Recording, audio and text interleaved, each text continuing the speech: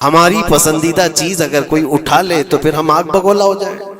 خاص طور پر اگر یہ آزمانا ہو تو رمضان میں افطار کے موقع پر دیکھیں اپنے دسترخوان پر سے ہمارے سامنے کی چیز کوئی اور اٹھانے لگ جائے تو پارا چڑھ جاتا ہے، غصہ آنے لگتا ہے، ہم نہیں دینا چاہتے، وہ سارا اپنا جمع کر کے رکھا ہوا ہوتا ہے۔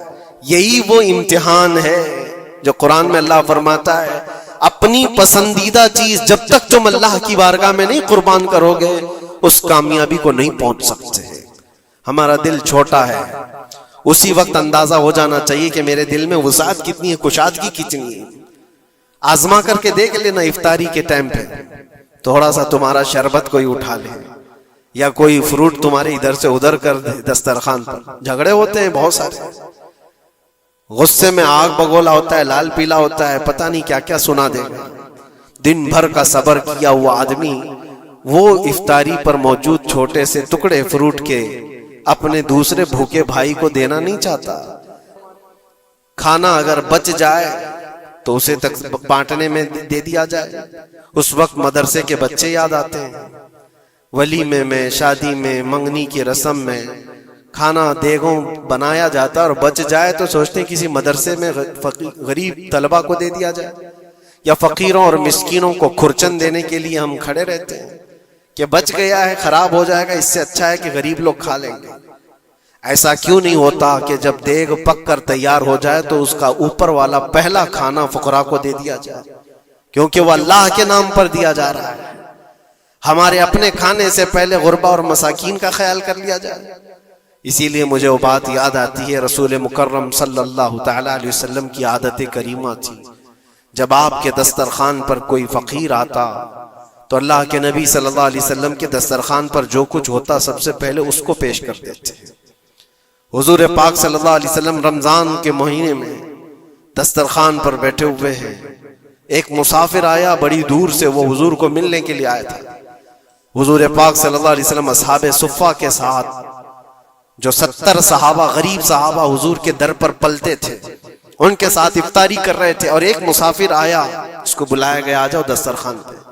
70 لوگوں کے بیچ میں دودھ کا ایک پیالہ تھا بس افطاری کے لیے، اور وہ جو مسافر آیا اس کو بٹھایا گیا، بڑا بھوکا تھا، اس سے کہا گیا لو آپ تناول کرو، آپ دودھ پی لو۔ اس نے اٹھایا، کسی کا خیال ہی نہیں کیا، پورا دودھ پی گیا۔ اللہ کے نبی صلی اللہ علیہ وسلم نے مسکرا کر کہا اللہ تیرا بھلا کرے، آتا ہے فقیروں پہ انہیں پیار کچھ ایسا، خود بھیک دیں اور خود کہیں منگتے کا بھلا ہو۔ ہماری پسندیدہ چیز اگر کوئی اٹھا لے تو پھر ہم آگ بگولا ہو جائیں۔ خاص طور پر اگر یہ آزمانا ہو تو رمضان میں افطار کے موقع پر دیکھیں اپنے دسترخوان پر سے ہمارے سامنے کی چیز کوئی اور اٹھانے لگ جائے تو پارا چڑھ جاتا ہے، غصہ آنے لگتا ہے، ہم نہیں دینا چاہتے، وہ سارا اپنا جمع کر کے رکھا ہوا ہوتا ہے۔ یہی وہ امتحان ہے جو قرآن میں اللہ فرماتا ہے اپنی پسندیدہ چیز جب تک تم اللہ کی بارگاہ میں نہیں قربان کرو گے اس کامیابی کو نہیں پہنچ سکتے۔ ہمارا دل چھوٹا ہے، اسی وقت اندازہ ہو جانا چاہیے کہ میرے دل میں وسعت کتنی ہے، کشادگی کتنی ہے۔ آزما کر کے دیکھ لینا افطاری کے ٹائم پہ تھوڑا سا تمہارا شربت کوئی اٹھا لے یا کوئی فروٹ تمہارے ادھر سے ادھر کر دے دسترخوان پر۔ جھگڑے ہوتے ہیں بہت سارے، غصے میں آگ بگولا ہوتا ہے، لال پیلا ہوتا ہے، پتہ نہیں کیا کیا سنا دے گا۔ دن بھر کا صبر کیا ہوا آدمی وہ افطاری پر موجود چھوٹے سے ٹکڑے فروٹ کے اپنے دوسرے بھوکے بھائی کو دینا نہیں چاہتا، لیکن یہی چیز میں آپ کو بتاتا ہوں، کھا کر کے جب شکم سیر ہو جائے، پیٹ بھر جائے، مسجدوں میں افطار کے بعد ہم نے دیکھا ہے ڈھیروں فروٹ کے ٹکڑے پڑے ہوئے رہتے ہیں، اب اس کی طرف کوئی دیکھتا بھی نہیں، پیٹ بھر چکا ہے، وہی فروٹ ہے، وہی شربت ہے، وہی سب کچھ ہے، لیکن وہ گرا ہوا ہے، پڑا ہوا ہے، کہیں تو گٹروں اور نالیوں میں پھینک دیا جاتا ہے، یا اگر کوئی کھانے والا نہ ہو تو پھر رمضان میں مانگنے والے یا فقیروں کو ڈھونڈا جاتا ہے۔ اپنا پیٹ بھر جانے کے بعد پھر فقیروں کو ڈھونڈنا، یہ وہ امتحان نہیں ہے جو ابراہیم علیہ السلام نے دیا تھا۔ ہاں، اللہ کے نبی صلی اللہ تعالی علیہ وسلم کے جو اخلاق تھے وہ صحابہ میں بھی تھے، صحابہ کرام رضوان اللہ تعالی علیہ مجمعین کی وہ باتیں میں آپ کو بتاؤں۔ حضور پاک صلی اللہ علیہ وسلم کی بارگاہ میں ایک مہمان آتا ہے رات کے وقت، اور حضور صلی اللہ علیہ وسلم اپنے صحابہ میں فرماتے ہیں ہے کوئی جو میرے مہمان کی مہمان نوازی کرے اللہ اسے جنت سے کھانا کھلائے۔ صحابہ تو ظاہر سی بات ہے ہر نیکی کو بڑھ چڑھ کر کے لیتے تھے۔ ایک صحابی تھے حضرت طلحہ رضی اللہ تعالیٰ عنہ، انہوں نے کچھ دیکھا ہی نہیں گھر میں ہے کہ نہیں ہے، فوراً کہا یا رسول اللہ اس مہمان کو میں لے جاتا ہوں۔ حضور پاک صلی اللہ علیہ وسلم سے درخواست کی اور لے کر کے گھر آ گئے۔ پتا چلا بیوی کو نے کہا پہلے تو ہمارا خود کا ہی کھانا نہیں ہے، آپ مہمان بھی لے آئے۔ صحابی رسول نے اپنی بیگم سے پوچھا کتنا ہے؟ کہا ایک آدمی صرف کھا سکتا ہے۔ اور گھر میں کتنے لوگ ہیں؟ شوہر، بیوی اور ایک چھوٹا بیٹا۔ اب ایک مہمان آیا ہوا ہے۔ صحابی رسول نے اپنی اس فکر کا اظہار کیا بیگم سے کہ اب کیا ہوگا، ایک آدمی کھا سکتا ہے اور 4 لوگ یہاں موجود ہیں۔ اللہ اکبر، وہ خواتین بھی حضور کے زمانے کی کیسی تھی۔ انہوں نے کہا اپنے شوہر سے گھبرائیے مت، میں بچے کو تھپکیاں دے کر سلا دوں گی، آج ایسے سلا دوں گی، اور دسترخوان پر جب بیٹھے آپ کو کھانا میں پروس دوں گی، اور پھر بتی اچانک گل کر دیں گے، چراغ بند کر دیا جائے گا، آپ کھانے جیسا منہ چلاتے رہیں اور اس مہمان کو لگے کہ آپ بھی کھا رہے ہیں، اور کھانا پورا اس کے سامنے رکھیں تاکہ وہ پیٹ بھر کر کھا لے۔ ایک آدمی کے کھانے کے لیے یہ ہیلا کیا جا رہا ہے، خود بھی بھوکے ہیں۔ ایسے ہی ہوا، دسترخوان بچھا ہے اور صحابی رسول نے کھانے کا برتن ان کے سامنے پیش کیا اور اچانک چراغ کو بجھا دیا گیا، اندھیرا ہے۔ انہوں نے افسوس کا اظہار کیا، کہا اتفاق ہے چراغ گل ہو گیا، آپ کھا لیجئے، ہم بھی کھا رہے ہیں۔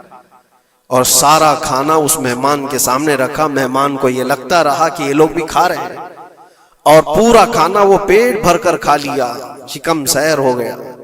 اور اس کے بعد برتن اٹھا دیا گیا۔ وہ صحابی رسول حضرت طلحہ بھی بھوکے سوئے، ان کی بیوی بھی بھوکی سوئی، ان کا بیٹا بھی بھوکا سویا، صرف ایک مہمان کی مہمان نوازی کے لیے، اپنی عزیز چیز، اپنی پسندیدہ چیز قربان اللہ کے نام پر۔ لیکن میرے عزیزوں، واقعہ صرف اتنا ہی نہیں ہے۔ صبح ہوتی ہے، حضور پاک صلی اللہ علیہ وسلم صحابہ سے کہتے ہیں طلحہ کہاں ہے؟ حضرت طلحہ اس مہمان کے ساتھ آئے، حضور دیکھ کر مسکرانے لگے، طلحہ تمہاری مہمان نوازی کی تعریف جنت میں فرشتوں کے درمیان ہو رہی ہے، اللہ تبارک و تعالیٰ تمہاری مہمان نوازی کی تعریف فرما رہا ہے۔ جبرائیل آئے تھے اور مجھے بتا گئے کہ آپ کے ایک صحابی نے اللہ کے نام پر اپنا سب کچھ اس مہمان کو کھلایا ہے۔ یہ ہے جس کو ایثار کہتے ہیں، اس کو کہتے ہیں یہ قربانی۔ پیٹ خالی ہو اور دوسرے کا خیال ہو، پیٹ بھر جانے کے بعد تو پھر وہ ویسٹیج دینے کی بات آتی ہے، اپنے گھر کا بوجھ نکالنے کی بات آتی ہے۔ اچھی چیز جب اللہ کریم کی بارگاہ میں دے دیا جائے تو وہی قرآن میں اللہ نے فرمایا لن تنالوا البر حتى تنفقوا مما تحبون، تم اس وقت تک اس کامیابی کو نہیں پہنچ سکتے جب تک کہ اپنی پسندیدہ چیز اللہ کی بارگاہ میں قربان نہیں کرتے۔ پسندیدہ کا لفظ ہے، اپنی چاہی ہوئی چیز کا ہے۔